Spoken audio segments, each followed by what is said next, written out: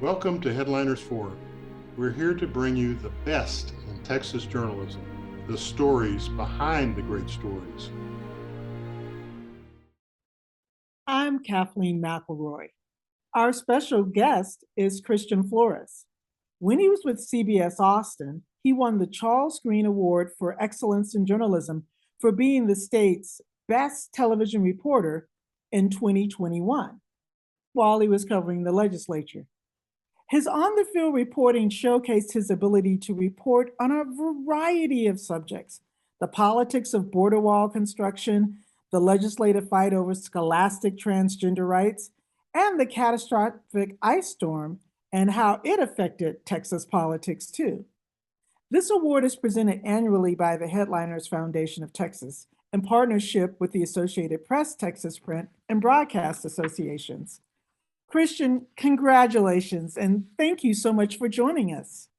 Thank you, Kathleen. Very, very glad to be here. Very honored. I mean, a lot of great journalism really in the last year. I mean, like you mentioned, all those topics, plenty of opportunity to, cover some real stories that affected a lot of people, but also try to, shine a light on where government, could have done better, what worked, what didn't work. So plenty of opportunity really in the last couple of years, if you include the pandemic as well, but certainly honored to be here.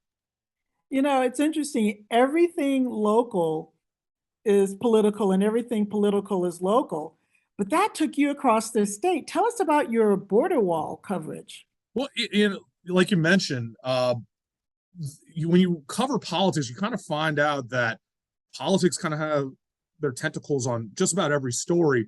The border wall obviously being a pretty big deal, obviously because of Texas's border with Mexico, but also it became a national fight. I know currently President Joe Biden is facing a lot of criticism from Republicans and even some border Democrats on the border. But one of the things I wanted to do with border coverage there is to kind of show the gray area, the nuance with some of this stuff. I mean, it's not a topic that you can just really, just say, oh, everything is happening here at the border. Now, we were given the opportunity to cover the border because former President Donald Trump was visiting to help Governor Greg Abbott tout the state's construction of its own border wall. One of the things I wanted to look at was, was this even legal? Because immigration enforcement falls under the umbrella of federal government powers, not state government powers.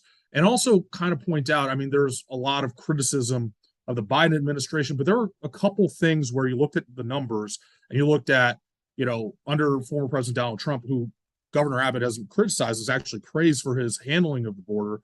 There were more border crossings in President Trump's 4 years than President Obama's last 4 years, for instance. And you didn't hear really much criticism at all from Governor Abbott on that. And you always hear about the enforcement and the number of border patrol at the border, yet President Trump did not have the staffing that even, for example, Democrat and President Obama did. So wanted to kind of ask Governor Abbott when I had the opportunity to just discuss that a little bit.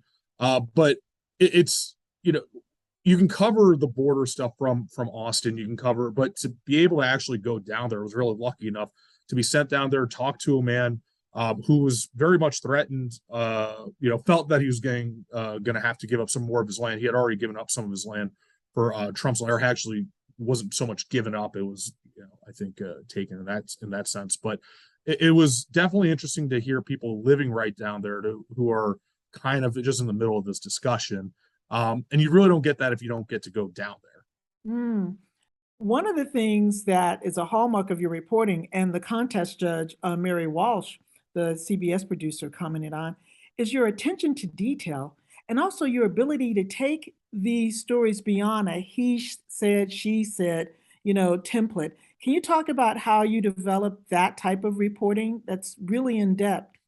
Well, with attention to detail, that's something that I've prided myself in every stop that I've made in my career, because a lot of this information, especially when you're dealing with government and politics, they're subject to open records laws, and those statistics are readily available.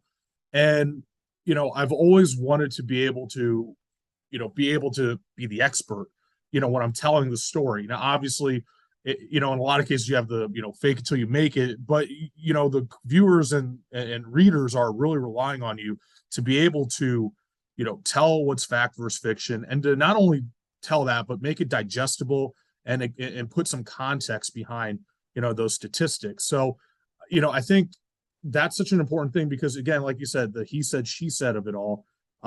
It's easy to fall into that trap when you're on deadline. You're having to discuss really difficult topics, or topics with a lot of nuance.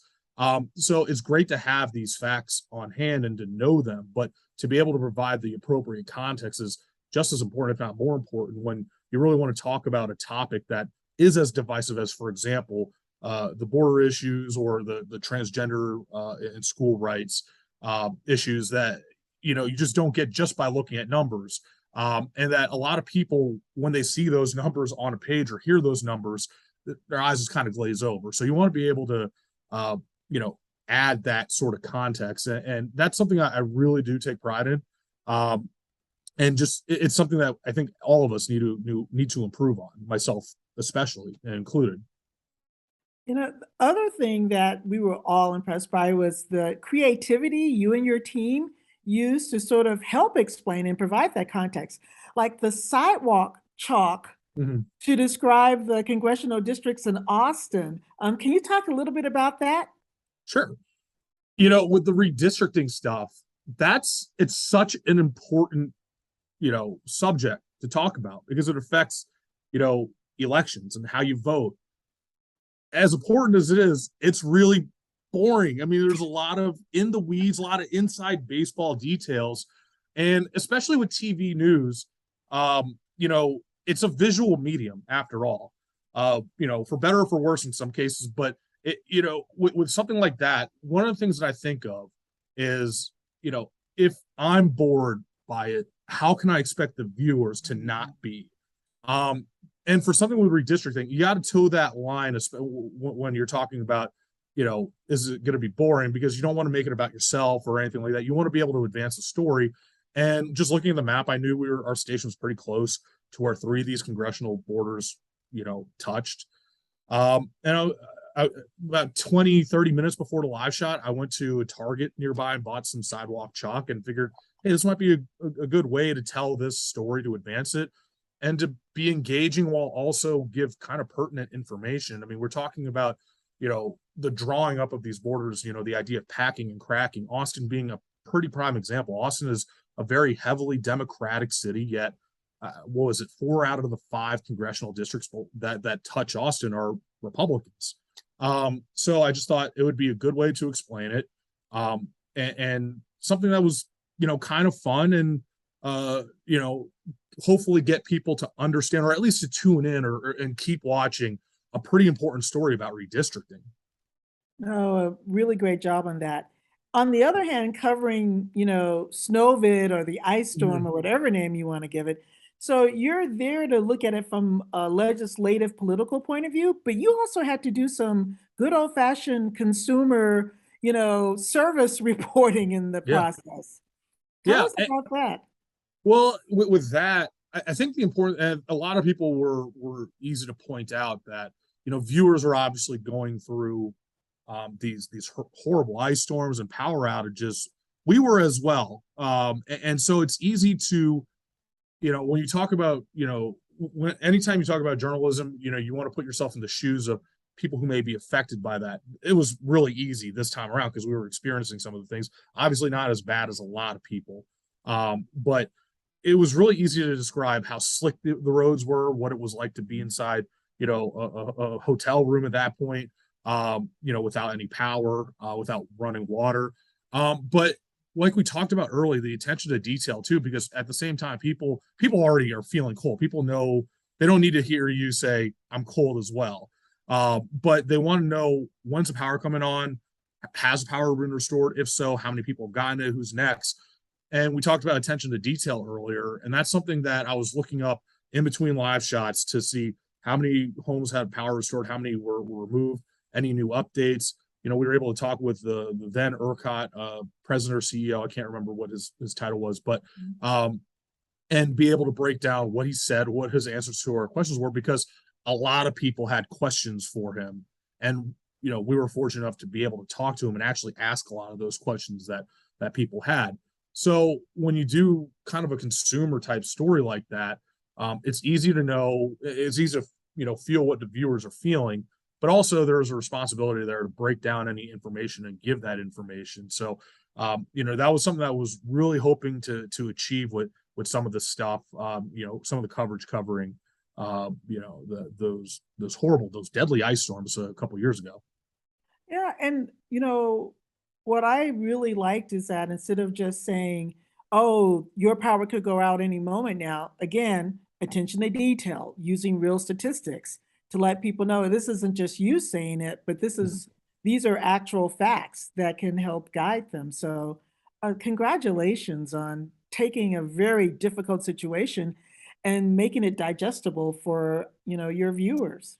Yeah, thank you for having me. And again, the digestible part I think is so important in all journalism, but especially political journalism. Unfortunately, state politics don't get covered as much as say Congress, but state politics, whatever's going on in your state house, has more of a day-to-day effect on your life than what's going on in Congress. So, that's a really hard subject to make really fun to watch because there's a lot of inside baseball. Those bills, if you take a look at those bills, a lot of legalese that is really, really tough to understand. Okay, what is this? If this becomes law, what is it going to do to me? And that's something that I was really hoping to be able to do. As with everyone, still a lot of room for improvement.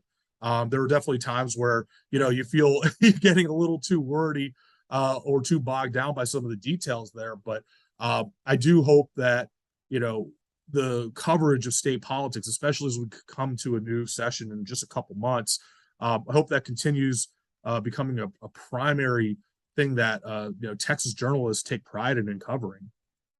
Well, Christian, congratulations on your award. Much deserved and continued success. I know you're now in Washington, but we know that wherever you are, you're doing great work. Thank you so much. Thank you very much. On our site, headlinersfoundation.org, you can link to his award-winning series and to interviews with other top journalists in the state. For my colleague and Headliners Forum producer, Gary Pickle, I'm Kathleen McElroy.